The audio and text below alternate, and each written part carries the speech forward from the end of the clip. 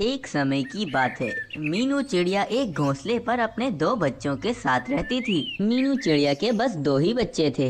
एक का नाम सोनू चिड़ा था तो दूसरे का नाम सोनी चिड़िया था। बाकी चिड़ियाओं की तरह मीनू चिड़िया भी बहुत ही मेहनती थी। वे बहुत मेहनत करती थी क्योंकि उसे अपने बच्चों का पेट भी तो पालना था। सोनू चिड़ा और सोनी चिड़िया अभी बहुत ही छोटे थे। वे बिल्कुल भी उड़ने के काबिल न थे, इसीलिए मीनू चिड़िया उन्हें रोजाना समझाया करती। देखो सोनू चिड़ा सोनी चिड़िया, अभी तुम दोनों बहुत ही छोटे हो, बिल्कुल भी उड़ने के काबिल नहीं हो। मैं अभी दाना जमा करने जा रही हूँ। मेरे जाने के बाद तुम लोग बिल्कुल भी उड़ने की कोशिश मत करना। तुम दोनों अभी बहुत ही छोटे हो। तुम लोगों के पर भी अभी सही से नहीं निकले हैं। तुम लोग नहीं उड़ पाओगे, इसीलिए मैं जा रही हूँ। तुम लोग बिल्कुल भी मत उड़ना। ये कहकर मीनू चिड़िया दाना जमा करने जाती है। दाना जमा करते करते मीनू चिड़िया को बहुत ही देर हो जाती है। जब वे अपने घोंसले में वापस आती है तो सोनू चिड़ा और सोनी चिड़िया दोनों ही घोंसले में उड़ने की कोशिश कर रहे होते हैं। वे लोग जोर जोर से उछल रहे होते हैं। सोनू चिड़ा सोनी चिड़िया, मैंने तुम लोगों को मना किया था उड़ने की कोशिश भी मत करना, लेकिन तुम लोग मेरी बात मानते ही नहीं हो। हमारा घोंसला बहुत ही ऊंचाई पे है। अगर तुम में से कोई नीचे गिर गया तो वे नहीं बचेगा। अभी तुम्हारे पर ठीक से नहीं निकले हैं। जब निकल जाएंगे तभी मैं तुम्हें उड़ना सिखाऊंगी। मीनू चिड़िया रोजाना ऐसे ही सोनू चिड़े और सोनी चिड़िया को समझाया करती और दाना जमा करने जाती। लेकिन जब मीनू चिड़िया वापस आकर देखती तो सोनू चिड़ा और सोनी चिड़िया दोनों उड़ने की कोशिश ही कर रहे होते। अरे मैं क्या करूं? ये बच्चे मेरी सुनते भी तो नहीं हैं। इनको कितना मना करती हूँ कि उड़ने की कोशिशें मत किया करो, लेकिन फिर भी ये लोग नहीं सुधरते। अब मैं हर वक्त इनके पास तो बैठी नहीं रह सकती ना, मुझे दाना जमा करने भी तो जाना होता है। अब मैं क्या कर सकती हूँ? जो होगा देखा जाएगा। मैं दाना जमा करने तो जाऊंगी, वरना हम तो भूख से ही मर जाएंगे। फिर अगले दिन सुबह होते ही मीनू चिड़िया दोबारा से अपने बच्चों को समझाती है और दाना जमा करने के लिए चली जाती है। मीनू चिड़िया जल्दी जल्दी दाना जमा कर रही होती है क्योंकि उसे सोनू चिड़ा और सोनी चिड़िया की बहुत ही फिक्र थी। वहाँ घोंसले में सोनू चिड़ा और सोनी चिड़िया दोनों उड़ने की कोशिशें कर रहे होते हैं। वे दोनों बहुत ही जोर जोर से उछल रहे होते हैं। काफी देर से वे दोनों उड़ने की कोशिशें कर रहे होते हैं। तभी सोनू चिड़े का पैर फिसल जाता है और वह घोंसले से नीचे गिर जाता है। घोंसले से नीचे गिरने के बाद सोनू चिड़े का एक पैर तो टूट ही जाता है। उसे बहुत ही दर्द हो रहा होता है। वो जोर जोर से चीख रहा होता है। फिर मीनू चिड़िया जल्दी जल्दी दाना जमा करके अपने घोंसले में वापस आती है तो वे देखती है कि सोनू चिड़ा तो जमीन पर पड़ा हुआ है। वे झट से उसके पास जाकर बैठती है। तभी उसे पता लगता है कि सोनू चिड़े का तो एक पैर ही टूट चुका है। वे तो अब चल भी नहीं पाएगा। ये देखकर मीनू चिड़िया काफी उदास होती है और वे सोनू चिड़े को अपने घोंसले में वापस से ले जाती है। देखा, मैंने तुम लोगों को मना किया था कि उड़ने की कोशिशें मत करना, लेकिन तुम लोग मेरी बात मानते कहाँ हो। अब देखो ये क्या हो गया है। सोनू चिड़े का तो पैर ही टूट गया है। अब ये जिंदगी भर चल नहीं पाएगा। तुम लोगों का मैं क्या करूं? तुम लोग नहीं सुधरोगे। ऐसे ही चलता रहे तो मैं तुम लोगों को सजा दूंगी। मैं तुम्हें दाना नहीं दूंगी। इतना सब कुछ हो जाने के बाद भी सोनू चिड़ा और सोनी चिड़िया नहीं सुधरे। वे दोनों मीनू चिड़िया के जाने के बाद उड़ने की कोशिशें करते रहते। मीनू चिड़िया जब वापस आती तो वे देखती कि वे दोनों वैसी ही हरकतें कर रहे हैं जैसी वो लोग पहले करते थे। यही सोच सोचकर मीनू चिड़िया को बहुत ही चिंता होती है। फिर वो सोचती है, एरी मैं क्या करूं? मुझे तो कुछ भी समझ नहीं आ रहा है। मेरे पास इतनी अकल नहीं है कि मैं इन बच्चों को सुधार सकूं, या मैं इनके लिए दाना जमा करने नहीं जाऊं। कुछ ऐसा हो जाए कि मैं इनके लिए दाना जमा करने ना जाऊं और दाना भी मिलता रहे और मैं इन्हें देखती भी रहूं। लेकिन ऐसा क्या करूं? मुझे कुछ भी समझ नहीं आ रहा है। चलो कालू कौवे के पास चलती हूँ। वो बहुत ही अक्लमंद है। वो कुछ न कुछ उपाय बता देगा। फिर मीनू चिड़िया अपनी यही समस्या लेकर कालू कौवे के पास जाती है। कालू कौवे, मैं बहुत ही परेशान हूँ। मुझे आज तुम्हारी मदद चाहिए। तुम बहुत ही बुद्धिमान हो, इसीलिए मैं तुमसे मदद मांगने आई हूँ। हाँ हाँ मीनू चिड़िया, इसमें तो कोई शक नहीं है कि मैं बुद्धिमान हूँ। हाँ मुझसे पूछो, तुम्हारी क्या समस्या है? एरी कालू कौवे, मैं बहुत ही परेशान हूँ। मैं जब रोजाना दाना जमा करने जाती हूँ तो सोनू चिड़ा और सोनी चिड़िया पीछे उड़ने की कोशिशें करते हैं। अरे हाँ हाँ मीनू चिड़िया, ये तो अच्छी बात है। वे दोनों खुद ही उड़ने की कोशिशें कर रहे हैं, वरना तो हमें खुद ही सिखाना पड़ता है बच्चों को उड़ना। एरी कालू कौवे, पर वो दोनों अभी बहुत ही छोटे हैं, उनके तो अभी पर भी नहीं निकले।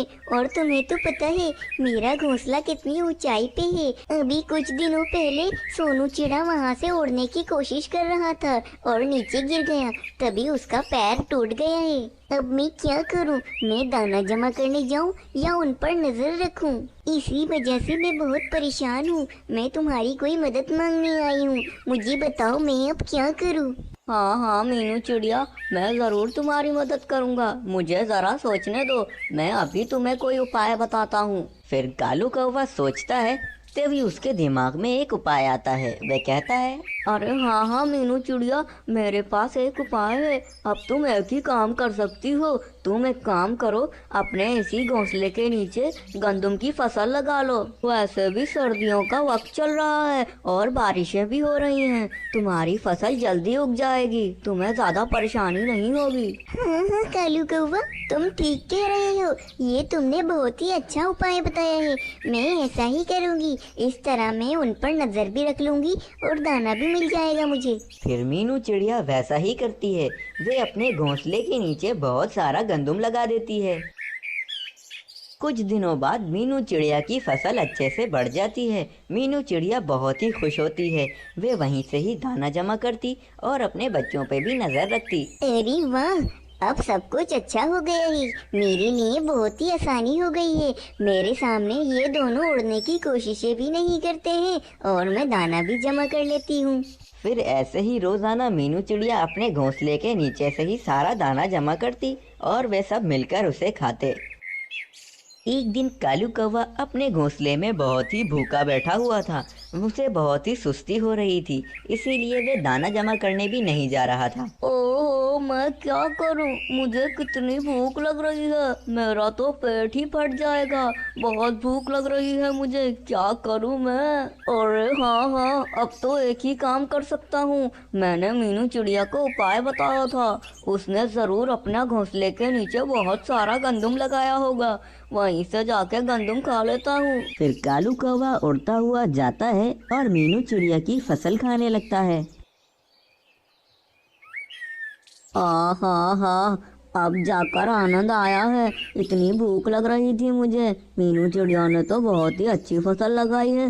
कितनी सारी फसल है यहाँ पर। वाकई मीनू चिड़िया बहुत ही मेहनती है, उस जैसा कोई नहीं है। चलो, अब मैंने बहुत खा लिया है, अब यहाँ से चला जाता हूँ, वरना मीनू चिड़िया मुझे देख लेगी। फिर कालू कौवा वापस से अपने घोंसले में चला जाता है। कालू कौवा तो वैसे ही बहुत ही आलसी था। उसे काम करने की बिल्कुल भी आदत ना थी, इसीलिए वो अब रोजाना मीनू चिड़िया की फसल से ही दाना खाता। हाँ, वाह भाई वाह, जब बैठे बैठाए दाना मिल रहा है तो मैं भला ढूंढ कर दाना क्यों खाऊं। फिर ऐसे ही रोजाना कालू कौवा मीनू चिड़िया का दाना खाता और आराम से वापस अपने घोंसले में आकर बैठ जाता। फिर एक दिन कालू कौवा मीनू चिड़िया की फसल से दाना खा रहा था। तभी मीनू चिड़िया कालू कौवे को देखकर वहीं पर आ गई। अरे मीनू चिड़िया, तुम यहाँ पर कैसे? अरे मैं भी क्या पूछ रहा हूँ, ये फसल तो तुम्हारी ही है, तुम ही तो होगी यहाँ पर, और कौन होगा भला? हाँ कालू कौवे, मैं ही तो यहाँ पर होती हूँ। रोजाना मैं यहाँ से अपना दाना जमा करती हूँ, पर आज आप यहाँ कैसे आ गए? अरे मीनू चिड़िया, वह मैं काफी देर से दाना ढूंढ रहा था, पर मुझे दाना नहीं मिल रहा था, इसीलिए मैं आज यहाँ पर आ गया। ठीक है कालू कौवे, पर अब तुम रोजाना यहाँ से दाना मत खाना। ये मैंने अपने बच्चों के लिए फसल लगाई है, इसे कोई और खाएगा तो ये बहुत ही जल्दी खत्म हो जाएगी। हाँ हाँ मीनू चिड़िया ठीक है, मैं वैसे भी रोजाना यहाँ से नहीं खाता हूँ, मैं बहुत ही मेहनती हूँ, मेहनत करके खाता हूँ मैं। चलो अब मैं वापस जाता हूँ, मेरे को अपने घर में आराम भी करना है। फिर कालू कौवा वापस से अपने घोंसले में चला जाता है। उसे बहुत ही चिंता हो रही होती है। अरे मैं क्या करूं, मैं तो रोजाना मीनू चिड़िया के ही फसल से खाता था, लेकिन अब तो उसे पता लग गया है, आज के बाद तो वो मुझे बिल्कुल भी अपनी फसल से नहीं खाने देगी। इसी बारे में कालू कौवा सोच रहा होता है। तभी उसके दिमाग में एक उपाय आता है। अरे हाँ, मीनू चिड़िया ने कहा था कि उसने वे फसल अपने बच्चों के लिए लगाई है, अगर उसके बच्चे ही नहीं होंगे तो वो उस फसल का क्या करेगी। मैं उस मीनू चिड़िया के दोनों बच्चों को घोंसले से नीचे गिरा देता हूँ, उसके बच्चे मर जाएंगे तो मीनू चिड़िया उस फसल का क्या करेगी। फिर तो सारी की सारी फसल पे मैं कब्जा कर लूंगा और खूब मजे से खाऊंगा उसे। फिर जब रात में मीनू चिड़िया अपने घोंसले में सो रही होती है, तभी कालू कौवा वहाँ पर आता है और मीनू चिड़िया के दोनों बच्चों को घोंसले से नीचे गिरा देता है।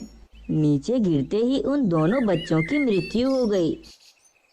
कालू कौवा मन ही मन बहुत ही खुश हो रहा था। अरे वाह वाह वाह, मेरा काम हो गया, ये दोनों बच्चे तो मर गए, अब मैं आराम से दाना खाऊंगा। फिर कालू कौवा चुपचाप वापस अपने घोंसले में जाकर सो जाता है। अगली सुबह जब मीनू चिड़िया उठती है तो वे देखकर हैरान रह जाती है कि उसके दोनों बच्चे तो घोंसले से नीचे पड़े हुए हैं और उनकी मृत्यु हो चुकी है। ये देखकर मीनू चिड़िया बहुत ही उदास होती है, लेकिन वह समझ नहीं पाती कि आखिर उसके बच्चे घोंसले से नीचे कैसे गिर गए। अरे मुझे लग रहा है रात में जब मैं सो रही होंगी तभी ये दोनों उड़ने की कोशिश कर रहे होंगे, जभी ये दोनों नीचे गिर गए और इनकी मृत्यु हो गई। मैंने इतनी मुश्किलों से इनके लिए ये फसल लगाई थी, अब इस फसल का क्या करूंगी मैं। इस फसल को तो छोड़ ही देती हूँ मैं, क्योंकि अब ये फसल मेरे किसी काम की नहीं है। अब मैं यहाँ से कुछ भी नहीं खाऊंगी। तभी कालू कौवा वहाँ पर आता है और उस पूरी फसल पर कब्जा कर लेता है। अब तो कालू कौवा रोजाना ही उसी फसल से दाना खाता। अब उसकी जिंदगी में बहुत ही मजे लग गए थे। अरे वाह वाह वाह कालू कौवे, तू कितना होशियार है, तेरे इस शातिर दिमाग में ना जाने ऐसे कैसे उपाय आ जाता है। वाकई ऊपर वाले ने मुझे बहुत ही शातिर दिमाग दिया है। अरे लेकिन आज ठंड कितनी बढ़ गई है, एक काम करता हूँ, यहीं पर ही आग लगा देता हूँ, उसकी गर्माइश से मुझे ठंडी कम लगेगी। फिर कालू कौवा गर्माइश के लिए उस फसल में थोड़ी सी आग लगा देता है, लेकिन देखते ही देखते वो पूरी फसल में आग लग जाती है। अब तो कालू कौवे को बिल्कुल भी जगह ना थी कि वो वहाँ से बचकर जा सके। कालू कौवा भी उसी आग में फंस गया था। अरे मैं क्या करूं, मैं इस आग में फंस गया हूं, ऐसे तो मैं जलकर राख हो जाऊंगा, कोई मेरी मदद करो। तभी देखते ही देखते आग बहुत ही ज्यादा बढ़ जाती है। कालू कौवा उसी आग में जलकर राख हो जाता है। इस कहानी से हमें प्रेरणा मिलती है कि हमें अपने स्वार्थ के लिए दूसरों का नुकसान नहीं करना चाहिए। कालू कौवे ने अपने स्वार्थ के लिए मीनू चिड़िया के बच्चों को घोंसले से नीचे गिरा दिया, इसीलिए आज उसके साथ ऐसा हुआ।